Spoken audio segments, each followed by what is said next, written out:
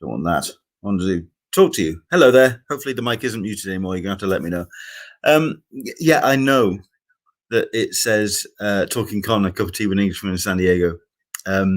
Not doing that. But it's been a while since I've seen the video, so I thought I'd do it. So I thought I'd play out. Hello there. Welcome along. My name's Len Sultana, and I haven't been live streaming for a while. I've kind of missed you guys. Just a brief update on what has happened or what has been happening.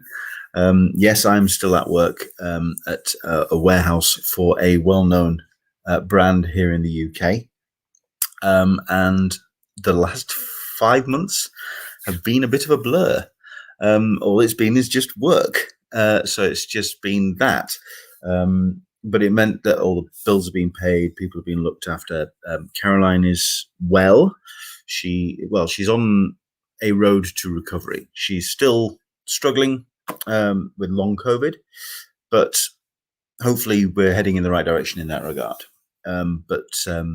So I'm okay. We're paying the bills. We're doing what we need to do. The website's going well. Hopefully you've been following along with what we'll be doing at the Convention Collective. Admittedly, I haven't been as vigorous with all of the updates when it comes to conventions that are happening, but we're working on that. It's basically just down to time. This is one of 2 days off I've got this week, so this is really a very limited amount of time I've got to do anything. But as it happens, I wanted to share something that came through my letterbox last week, and that's what I'm going to do today. Basically, this is a project that has taken a while to get to us, mostly down to the production of the actual project, but also due to Brexit, due to shipping issues, getting stuff into the country. By all means, jump in with any comments, any questions. Jatinder says, can hear you. Oh, you can hear me. Okay, so there we go. And hello there, Toby. Glad you liked the psychedelic countdown there. There we go. Right. I've been following this project pretty much from the moment that Duncan Jones put a tweet out saying, I have got an idea. It's something that's been percolating for a while, and I want to do something with it. And I think this would work really well as a comic or as a graphic novel. And why can't we do something about it? Who would you recommend to bring this to life? At which point the industry came out of the woodwork and suggested all of their mates and their mums. All the best talent got showcased, or everyone got talked about.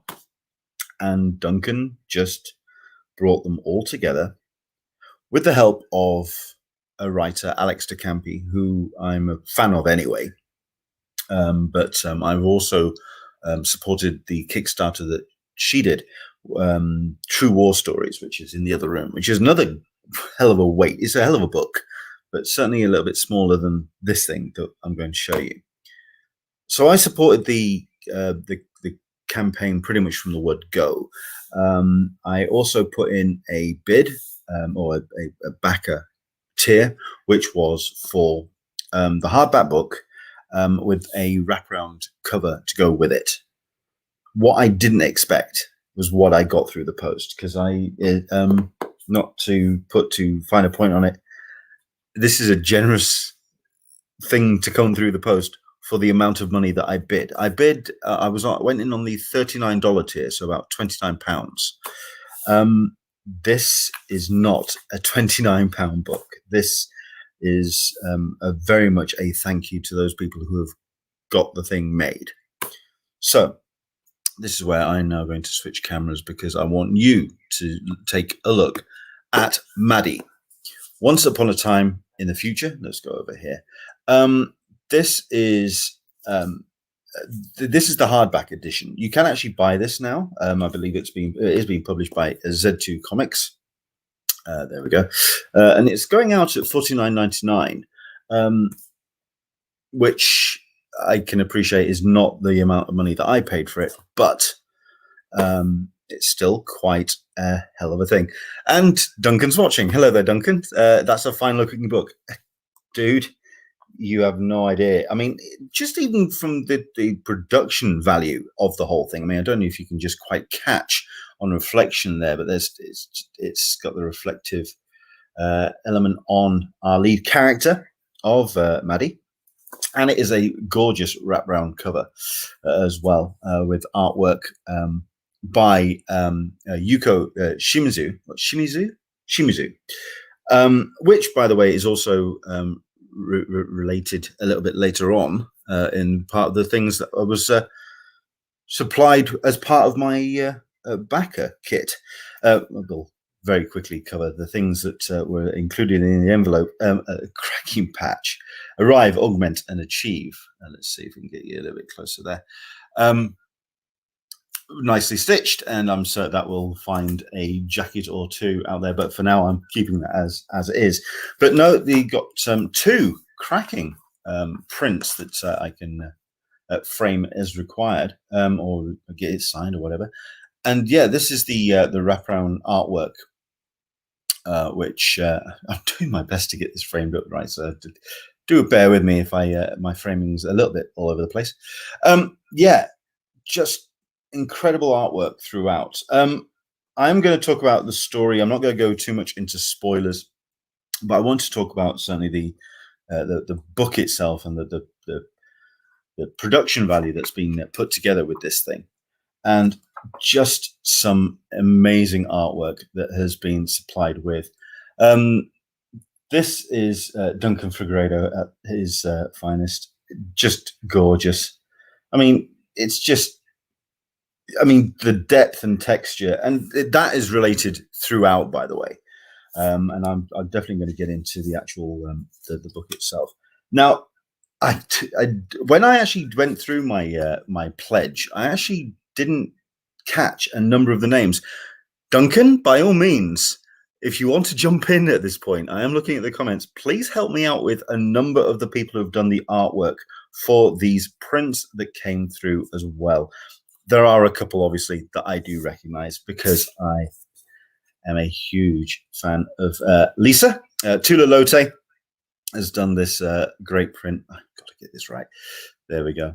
If you can just catch that. Again, she just knocks it out of the park, doesn't she? She just looked at Tula is just why she is not a household name when it comes to comics is just beyond me. And she's a local lass as well. She's she was of course brought up just down the road in Batley, but there we go. No, cracking print there. And yeah, just these were the prints that were supplied. By all means, if you are familiar with the artwork or who has done the art, because it wasn't listed in my backer kit, so I'm not entirely sure. I do believe that pack hack of the headpiece was the awesome Rod McCallum. So there we go. Spelling, spelling's all over the place. Yeah, I appreciate that. You're typing fast, and I'm going to try not to blow too much smoke up your ass, sir. But I certainly will be doing so when we get into the story itself. I'm not going to give too much away in terms of the back end of the story. I want you to discover this thing for yourself. But no, just get this really, just brilliant artwork throughout. And these were the prints that were supplied with this particular book. But let's get into the book itself. The book, or this particular hardback version of the book, it's 8 by 3 by 12 inches. This is the I believe the size of the actual artwork that was produced. So this is at scale to the artwork that was submitted. Hopefully that Duncan could let me know in the comments and kind of elaborate on just how he selected.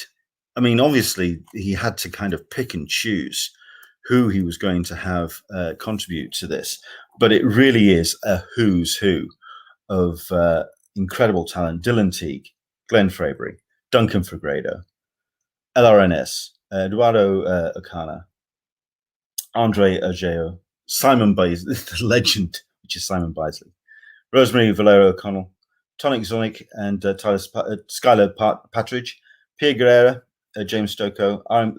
Look, it just goes on and on. Rufus Dago, who I'm a massive fan of, Chris Weston, Christian Ward, who again is somebody who I'd like to get. He has turned around and said that he would come on talking con, a cup of tea. It's down to schedules coming together as well. Great color throughout as well from the likes of Matt Wilson, Jacob Phillips, just Kelly Fitzpatrick, Chris O'Halloran. Honestly, the list of talent that's in this book is phenomenal, and that is reflected throughout. I'm going to do my best to kind of showcase some of the pages in this incredible book. Just a brief overview of the story, set in a future England, or one of those 5 minutes into the future kind of worlds, where a military force, or a trained military force, a mercenary force, basically lends out or hires out their services, and does so with the ability to have third-party agents hijack their body through augmentation, which they have had surgically implanted. So in espionage, military operations, where specialist operatives can take over the bodies of members of the team, they are very much still in a very much a money-based society, in that everyone is moving from hand to mouth. The team itself are doing their best to pay off their debts, to pay off any obligations, and in doing so, take some big risks. MADI is the lead character of this particular story, and decides that she wants out, and in doing so, takes on a very dangerous mission, or one last mission before she gets out. But in doing so, the story continues and goes on from there. We'll leave it there. I wanted to talk about the production value of this particular book. It's 280 pages, I believe. It's mammoth. This particular hardback edition as well also comes with 30 pages of process artwork from a number of the contributors. Rufus Dayglow, Annie Wu there, Aaron Guerra. I have to keep returning to Glenn Fabry's work, because Glenn is just a legend. He's just, you can't not talk about British comics without talking about Glenn Fabry and what he has added to comics in his career. Duncan Fagredo again, and Simon Bisley. I mean, it's just staggering stuff to see this evolution of what they contributed to what eventually ended up on the page. The way that the book has been put together in that regard, in the pages that have been allocated to whoever, and how the whole thing is structured in that regard. Because once you get into the main kind of meat of the story, you do get a number of pages by one artist, and then it goes on to another, and goes on to another. Go on, show some Bisley gore. I will. It's Bisley. There's enough of it. As soon as we come across his pages, I'm sure we'll find some. But the way that keeps the story, the way that the change of art style from page to page, or certainly from couple of pages to couple of pages, it keeps the tempo really, really quick. It makes it a very easy read. even though you have all these different art styles, because the tempo is generated by that momentum of the numerous artists, of the multiple artists. The story itself as well. I mean, I know that the whole thing started as a screenplay. How this would have translated to a film, I honestly don't know. I honestly believe this is the ideal medium for this particular story, because of what Duncan and Alex wanted to tell with this particular story, and like Duncan says in the comments, yeah, it gets plenty violent when it wants to, but the scope of it, the scale of it, it would have been a hell of a production. And I personally think that the story itself, in this particular form, it would have been so big of a film. It would have been just so big. And in that regard, I think as a comic, then, as a graphic novel, it works better. And like I say, the whole idea of personality and the taking over of personality and finding your own voice, the fact that you have multiple voices in the actual the telling of it, makes more sense. Oh, violence, super violence. Yeah, a bit of gore there. It's a little bit of gore. we'll keep it. There you go. Nice, nice fist to the face.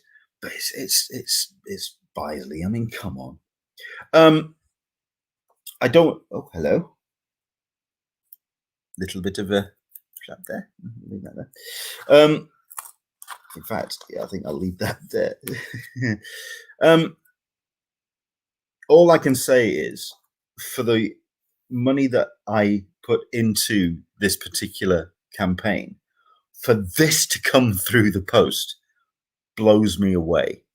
But even so, if you are going to buy this book, even at full price, it is value for money across the board, because of not only the talent pool involved, not only the compelling, that it is a compelling story, but just the quality spills over every single page, and in that regard, it is just worth every single penny.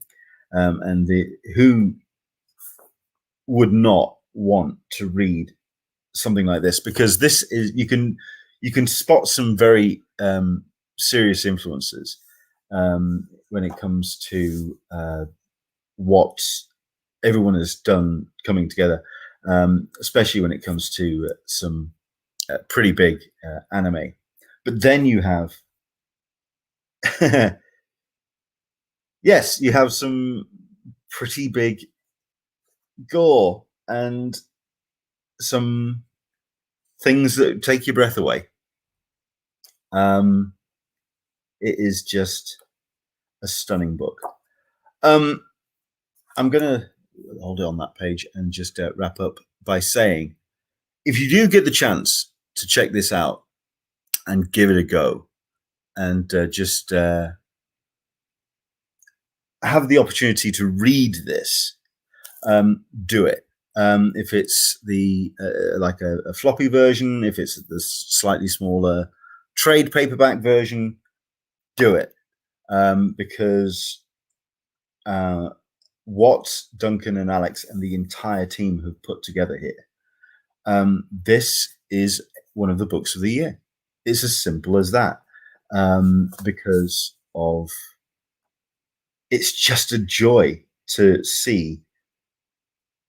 I think it's a joy to see some creatives really cutting loose. And I think it's because instead of having the pressures of, I mean, we've kind of seen it with a number of Kickstarter campaigns by high profile creators, where, let's be fair, they don't have a lot to lose. They were going to be hits. I think we can talk about Berserker. That was always going to sell well. That was always going to be something that was going to fly off the shelves. Duncan Jones, and I have no idea why, somehow seems to have found himself in that kind of like niche world where people have to discover him. And I have no idea why. He should be a household name for the things that he has done. And for those that are in the know, they know how good his storytelling is. And he excels. I think if one thing, and I'd love to know the kind of the collaboration between Duncan and Alex, because there's a natural fall into this form. I mean, we know exactly what Duncan's love of comics is, and yes, the sooner you can get Rogue Trooper to us, the better, sir. He knows his comics, he knows the form, he knows the language, and that you can tell with every single page of this, the way it paces, the way it flows, and then you get this incredible artwork on top of it as well. The great thing about it as well is how contained it is. Yes, it is the third part of the Mooniverse. So you have Moon. The other two elements of the trilogy, as it were. You do not need to have seen those to enjoy this. This is a self-contained hell of an adventure, with really compelling characters, storytelling, and yes, incredible artwork, great color work as well. It's just a joy to read.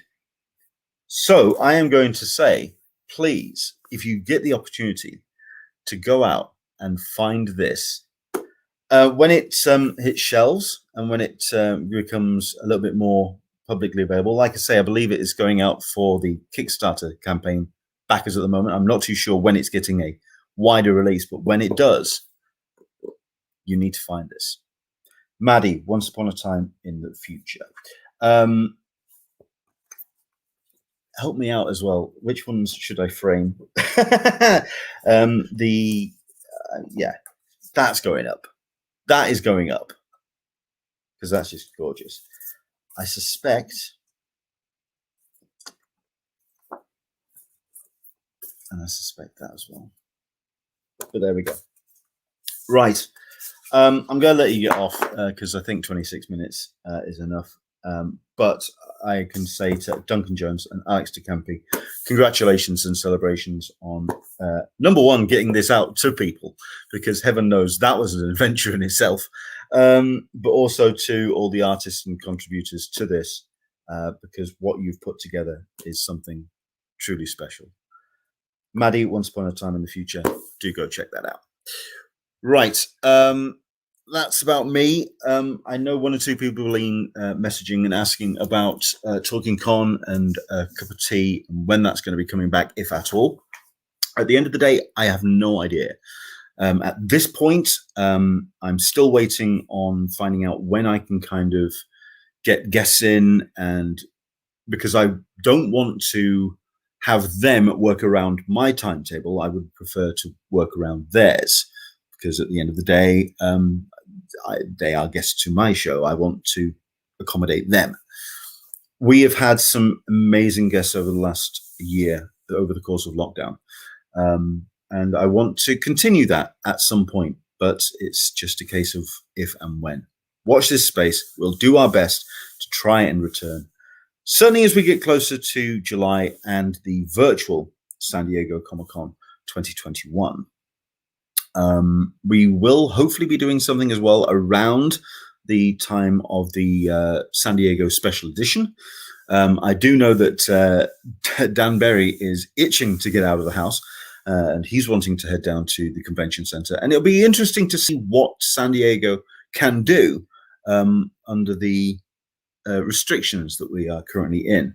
Obviously, the more people that get vaccinated, and I've had shot number 1, shot number 2 down the road, the more people that get vaccinated, the more people that help get us back to normality. And it's not going to be our grand overlords. It's not going to be our leaders as such. We are going to be the ones that get us out of this ourselves. We're going to do this.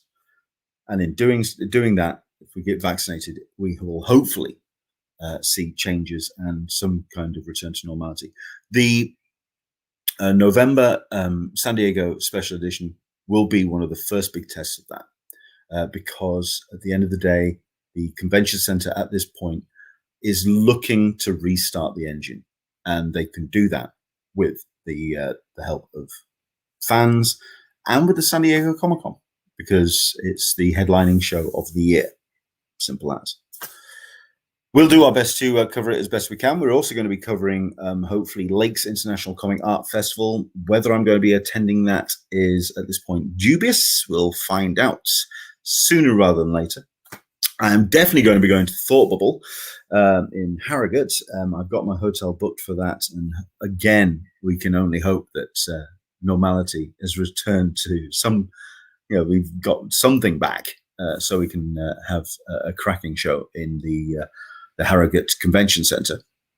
We'll let you know as we get closer to that as well. But I'm looking forward to it. The guest list is off the chain. And yeah, hopefully we'll have an amazing event in Harrogate in the back end of the year. That's me. Watch this space. Do follow at Englishman SDCC. We'll do our best to keep you up to date with all the convention news through as things get back to some kind of real world normality. But as for Talking Con, a cup of tea with Englishman in San Diego, the sooner we can get some guests on, and the sooner I can get my schedule together so I can do it, the sooner we'll be back.